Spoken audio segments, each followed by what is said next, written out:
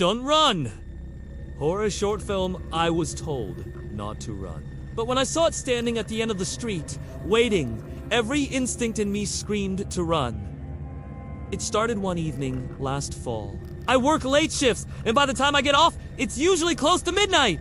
The walk home ISNT Fodge has a straight 10-minute stretch through quiet suburban streets, but VA always been a little uneasy about it. Streetlights don't cover everything, and the silence makes you hear every little sound your own footsteps make. That night was colder than usual. My breath fogged in front of me as I shoved my hands deeper into my jacket pockets. At first, everything seemed normal. I walked past the familiar houses, windows dark, cars in the driveways. But halfway down the block, I noticed something strange. At the far end of the street, just barely illuminated by the last streetlight, someone was standing perfectly still. I slowed my pace, trying to make out more detail. They weren't moving, not even shifting their weight. Just standing there, facing in my direction. I told myself it was just a neighbor out late, maybe letting their dog out. But no dog was in sight. No smoke. No phone glow. Nothing. I kept walking, trying not to stare. But the figure stayed in the same spot, watching. By the time I reached the next intersection, the hairs on my arms were standing straight up. I glanced back over my shoulder, hoping the person had gone inside, but they hadn't. They were closer. Not by much, maybe one or two houses closer, but they hadn't walked like a normal person. There hadn't been footsteps. No sound at all. Just closer. That's when I remembered something. Earlier that week, a coworker told me about a short film she'd watched online. She said it was creepy, about a thing that would follow you, but only if you ran. Don't run, she'd said, almost like a warning. That's the rule.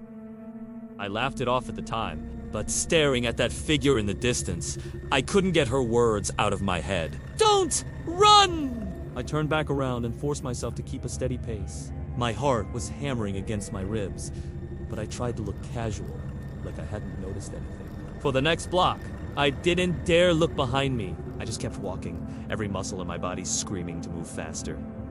Finally, I couldn't resist. I stole a quick glance back. It was halfway down the block now. Closer. Still not moving. Just closer. The distance between us had shrunk by at least 50 feet, and I hadn't heard a single step. My chest tightened as adrenaline surged through me. I gripped my phone inside my pocket, debating whether to call someone. Who? The police? What would I even say? There's someone standing behind me. I turned the next corner sharply, hoping to break line of sight. My street wasn't far, just 2 more blocks and I'd be home. My legs were itching to sprint, but I didn't. I walked faster. Yes, but I didn't run. I could almost hear my coworker's voice repeating in my head, "Don't run." By the time I reached my block, I was shaking. My street is usually comforting to see, lined with familiar houses and the faint glow of porch lights. But tonight, it felt like I was walking into a trap. My house was at the far end, past 3 dead streetlights. I fumbled with my keys as I approached. Against my better judgment, I looked back one more time. It was there, at the corner, standing under the last working streetlight. Closer than ever. Its face, if it even had one, was obscured in shadow.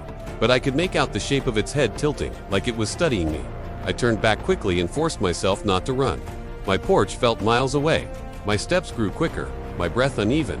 The urge to bolt was overwhelming, primal, but something deep down told me if I ran, it would too. I finally reached my driveway and hurried up the steps. My hands shook violently as I jammed the key into the lock. The deadbolt clicked, and I rushed inside, slamming the door shut behind me. I leaned against the door, my chest heaving. My entire body trembled as I locked both bolts, then the chain, then checked twice. For a moment, I allowed myself to breathe. Then curiosity got the better of me. I peeked through the side window by the door. It was standing at the end of my driveway.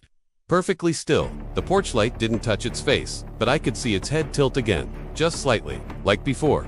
Watching, I backed away from the window, heart pounding so hard, I felt dizzy. I went upstairs, trying to convince myself it was gone. But as I peeked from my bedroom window, I saw it again, still there, unmoving. I didn't sleep that night. When the first light of dawn finally crept across the street, I dared to look again. It was gone. For the rest of the day, I convinced myself I imagined it, that it was some late-night stranger who happened to walk the same direction, and my mind filled in the rest. But that night, when I got home from work, I froze on the sidewalk. Because standing at the end of my street, under the same flickering streetlight, was the same figure, still, watching. And every night since then, it's been there, never moving, never speaking, never getting closer, lest I look away. I don't know what it wants, but I know one thing. I can't run.